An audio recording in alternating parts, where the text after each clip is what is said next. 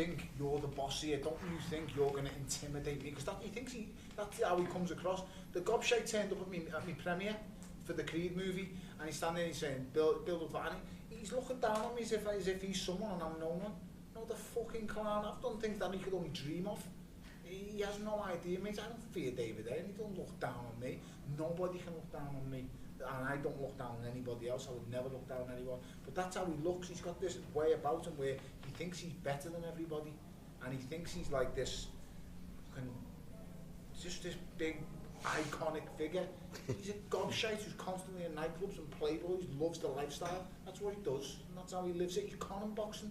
He is everything that's wrong with boxing right now. He is the reason why we haven't got boxing constantly on the likes of terrestrial TV, because he's the guy who's fighting clowns constantly. He's got that O2 Arena. Them last two guys he fought, come on. He was sparring better guys for the fight. He was actually sparring better guys than he fought. It's disgusting. You're turning up at the O2 to watch him against absolute clowns. And let me tell you, David is a high-class fighter. He's a world-class puncher and boxer. And to fight them last two guys he fought, he's conning everybody, and it's wrong. Simple as that. I come back off a shattering loss to Adonis Stevenson. My first fight back was Valery Brudov. He had double the amount of wins I had at the time. Second fight, Dos Santos, it is what it is. I went and done the movie, went into Forgotten Land for a year, came back and fought Mateus Masternak, European champion, world title contender, only ever stopped on his feet once by Gregory Zob, the WBC champion. And I just keep going in with these fights, and progressively I just keep beating him. How many times do we need to be the underdog? How many times do people need to say, he's not that good really, he's not this, he's not that. But tonight I've just gone in and absolutely exposed a man who'd never even been on the floor in his career. I can't even remember how many times I've put him down. What are your commitments with the title? Is Joz coming back at all? I won't even entertain him, not to be honest. No, he's not. He's mandatory for Brady's.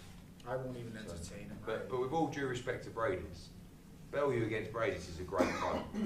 But Tony Bellew has probably got somewhere between, and he'll decide, but I would say 4 to 6 fights left in his career. So 10 you think. And the key is to make him as much money as possible over that period. But there's not a threat of the WBC nicking the belt off if you go for the Hay fight. It's not going anywhere. Oh, if we took the Hay fight, yeah. Maybe if we move to heavyweight, then you know maybe we do that fight in the interim, then fight Brady's. My belt, mate. No one's taking my belt out of Be quiet.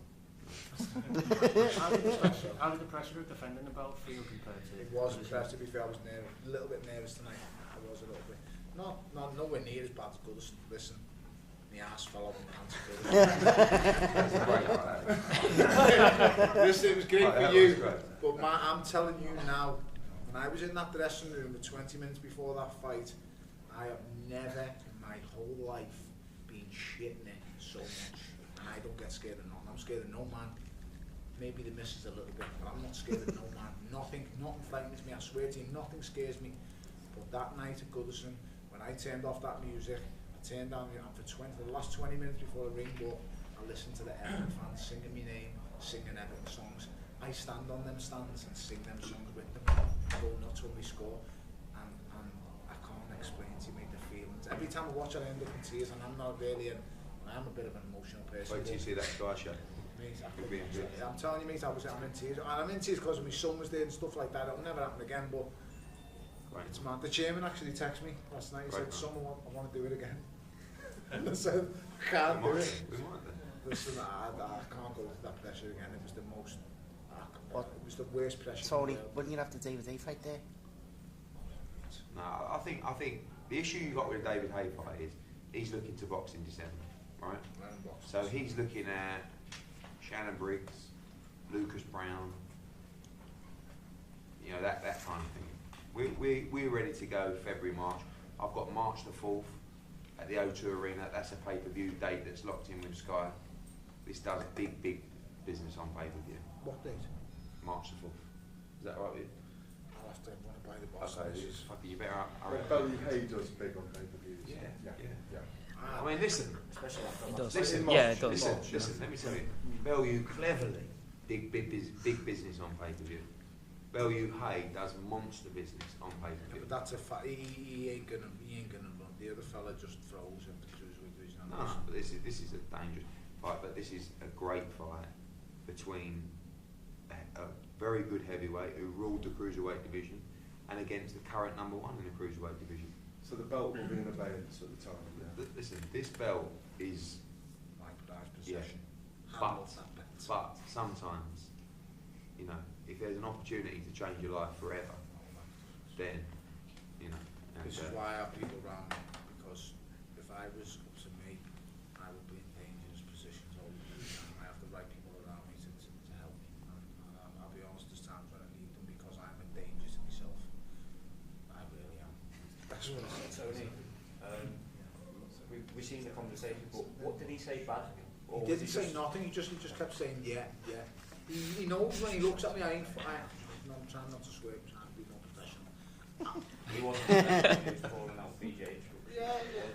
It was, I didn't even realise. I swear. I thought that's what threw me. I haven't got the mind. I haven't got it back in my mind yet, but I'm serious. I'll punch his face everywhere, mate. And if I'm so happy I didn't get too close tonight. I want to get in his face and tell him. So it's different saying stuff to people when people are in the middle of you. When you get in someone's face and you look in their eyes, do you understand you mean it? And David knows me. I know David knows I mean it. He's not looking at someone. I don't fuck about no money. When it comes to the fight, I fight, and a fight's a fight. I understand what's going on. This is why I explain to you time again. I scare myself. When I walk to a ring, I don't see nothing but the fight. I looked at BJ tonight, and I just when they're calling on my name, you see fights, got their hands up. Hey, look, listen to the crowd. No, I'm looking at BJ, and boy, you better know what's coming. You better know what's at stake, because I ain't gonna stop, and I'm gonna get you. And if I get you, you're getting me. Just be prepared. And I kept telling him all week, I hope you're ready, lad. I swear to God, I hope you're ready, because I have killed myself for. It's been actually 16 weeks, not 12. We were going for September the 10th, and then something happened with all the other stuff, and then in the end, they got prolonged a little bit. They gave me a couple of weeks off, and then went back. And there's no only thing that's been on my mind is BJ Flores' mouth, man. And tonight, I'm going to shut it up. Tony, do you think you've answered a lot of people who have been giving you down the banks that you put BJ Flores on the floor 3 times and won the fight? So, you know, then people who've actually been criticising you can, like, but listen, keep he's the never option been on. on the floor. He's fought some world-class fighters. He really has fought former world champions. He's never been dealt with like that. He said to himself, he's been in camp, he's been one of David's main sparring partners for years. You've seen him spar David's never put him on the floor and sparring. He's been main sparring partners like Shannon Briggs. He's been in the Klitschko camp. He's been around all these guys. He's well spoke of in America. Yeah, no one puts him on the floor, and he's respected in America. This is why. That's why David said there is no way Bellew beats Flores. He's been saying, there's no way to stop him. I'm told. I There's said, no don't beat way him. you beat him. Fuck that, I was going to stop him. Sorry, I swore again. You understand, he couldn't outbox me. When I want to box, they'll blow me on. I'm good, I'm clever, I'm sly, and that's what David understands well. When he sparred with me as an amateur, he was shocked at how easy I adapt and adjust. I can just adapt. He's going to get tired, but BJ's the same tonight. Give him the first round, and then I adapted. Come out the second, touched him up a few places, got a bit of a telling off. Yeah, I did try a few times, and then I just dealt with him. I show the level from between champion and contenders. I am a champion, and I'm a cut above the rest. Simple as that. No one's dealt with BJ like that. And like I told BJ before the fight, I'm going to end your career on October the 15th, and I think I've just done it. David, what would be your take on Tony Frank, David Tate? We made, let's do it. I think it's a fantastic fight. I think reaction in the crowd, you look at Twitter, you know, fans are going to want to see that fight because you've got 2 men with big mouths that can punch. Both of them can punch, you know, and there's people that running Tony down and saying that he's got absolutely no chance, 0 chance. Listen, if Lalenga Mock can have David A's legs all over the place, Lalenga Mock was a super middleweight really, right? If he can have his legs all over the place, if he hits him on the chin, he'll take him out. But vice versa, we're not idiots. We all know what will happen if David A is. If David A can punch, you know? So it's vice versa. Flip a coin, see who lands first, and let's go. Yeah, But this is You know, but this is boxing. You know, you want to see exciting fights. Fans want to see exciting fights. You want to write about exciting fights. You know, this is an exciting fight. It's probably the most exciting fight out there. And you both know, mate. He hits me, I go down. There's one thing about it. The big difference between me and him is I get up. I want to fight. I don't live the Playboy lifestyle. It's a way of life for me. It's purely about money with him. With me, I can't give in. It's purely about money with him. With me, I fight. I get up. See me face first. Have you ever seen him get up from a face first knockdown? Never. The only time I remember him getting up from a knockdown was against John Mark in his life. I don't remember really getting up and really showing a fight for anything else. One time in my life, I've done it how many times, and I'll do it again and again and again. I'm telling you, I hit him. I ain't letting him off. I ain't John Mark. I hit him, mate. He goes to sleep, and I will hit him clean as well. He ain't got the best defence. We'll see. Dave, a final question for myself. Minus what happened after the final bell, did everything go as planned tonight? Yeah, we won't buy nothing.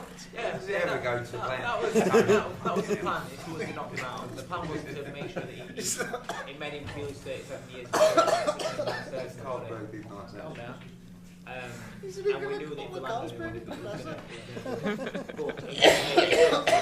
and if you're making mistakes and you do things wrong, then that's not following exactly the plan. So it was alright, but there were things in there that I weren't happy with, and there were things in there that you can't get away with if you're fighting a David. Let's try and make it happen. Yeah, Carlsberg did pay-per-view fight. Cheers everyone, thanks for coming. Thank you.